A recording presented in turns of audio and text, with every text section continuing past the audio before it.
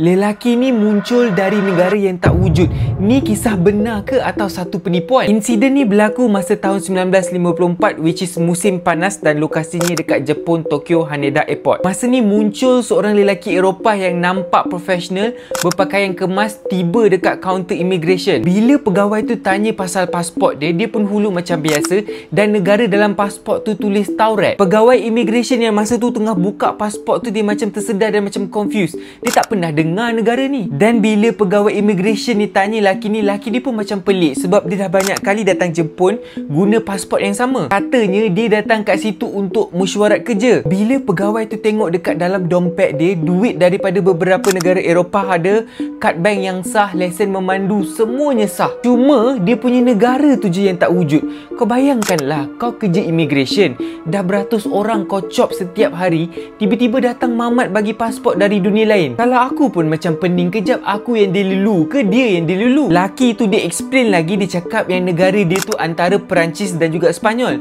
Bila pegawai ni tunjuk peta dunia, dia terkejut sebab katanya dekat situlah negara dia. Tapi apa yang pelik lagi, peta tu cuma ada satu tempat je, which is Andorra. Masa tu laki ni rasa macam confused dan pening. Dia kata negara dia ni dah wujud lebih daripada 1000 tahun, tapi kenapa tiba-tiba hilang daripada peta? Masa ni dia dah mula panik sikit, tapi dia cuba jadi tenang. Pegawai tu mula macam suspect something. Dia ni mungkin buat pemalsuan identiti. Lelaki tu dibawa ke bilik soal siasat dan pegawai cuba cross check semua dokumen. Semuanya nampak memang macam original. Dan mamat tu kata yang dia wakil syarikat daripada Taurat datang untuk perbincangan korporat. Pegawai immigration ni cuba kontak syarikat yang disebut tu, tapi tak ada dalam rekod. Hotel yang dia booking tu memang wujud, tapi hotel tu tak ada tempahan atas nama dia sendiri. So masa ni lah pihak immigration buat keputusan untuk asingkan lelaki tu dekat dalam bilik hotel dengan kawalan yang sangat ketat. Korang boleh imagine tak, kau datang dari negara kau, lepas tu esoknya tu orang kata negara tu tak wujud, lepas tu kau kena kurung sebab semua orang fikir kau gila. Kalau aku yang jadi laki ni, of course lah aku pun trauma. Setelah laki ni diasingkan, 2 orang pengawal diletakkan di luar bilik hotel tu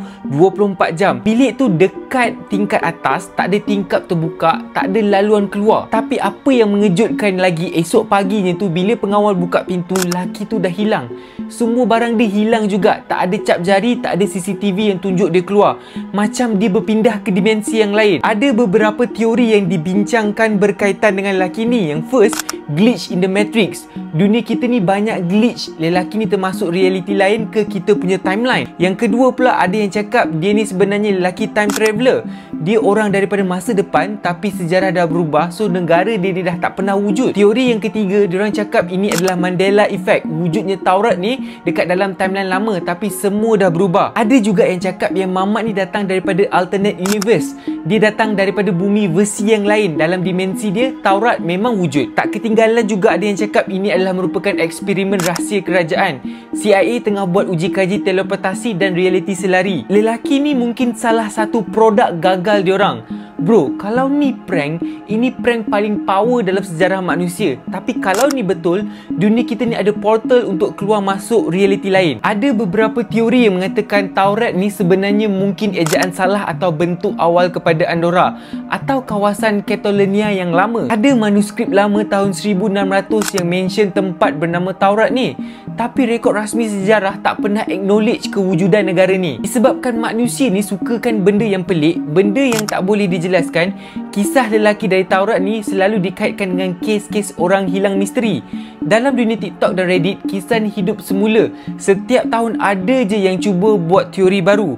Ada juga yang kaitkan dengan teori CERN, black hole dan juga eksperimen kuantum. Beberapa penulis dan penyelidik kata yang cerita ni fiction urban legend dan ada kemungkinan ia mula popular dari buku misteri tahun 1980-an.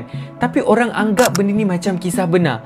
Tak ada lagi laporan rasmi dari kerajaan Jepun tahun 1954. Tapi kenapa ada catatan tak rasmi yang sebut insiden yang sama dari 3 sumber yang berbeza? Dunia ni penuh dengan benda yang kita tak faham.